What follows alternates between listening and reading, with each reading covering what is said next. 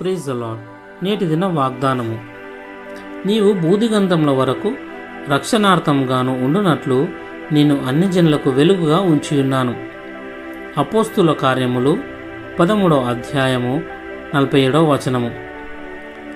ఐగుప్తు నుంచి వచ్చిన వారిలో కాలేబు, యెహోషువలు తప్ప ఎవ్వరు వాగ్దాన దేశంలో ప్రవేశింపలేకపోయారు. దాని గురించి ఓసారి ఆలోచించు. మన దేవుడు ఈరోజు కూడా మారని దేవుడుగానే ఉన్నాడు. ఆయన మారలేదు, ఇక ఎప్పటికీ మారడు. దేవుడు ఎంత దయా కనికరం కలిగినవాడో అలాగే ఆయన దహించు అగ్ని కూడా మర్చిపోకు. ఆయనను సాధారణమైన వానిగా చూడకు.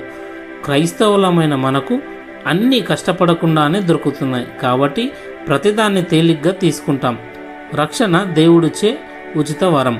చాలామంది క్రైస్తవులకు బైబిల్ కానీ, ప్రభు అయిన యేసు రక్తం కానీ, దేవుని వాగ్దానాలు కానీ, పరిశుద్ధాత్మని వరములు కానీ విలువైనవిగా ఉండవు.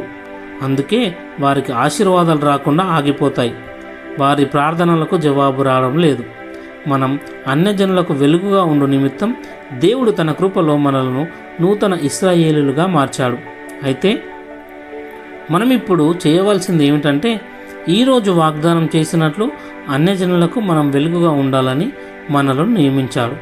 మనం ఆయన కొరకు ప్రకాశిస్తున్నామా లేదా? ప్రార్థన. ప్రియ యేసయ్య, నీ రక్తం చిందించడం ద్వారా నన్ను నూతన ఇశ్రాయేలులుగా మార్చినందుకు వందనములు.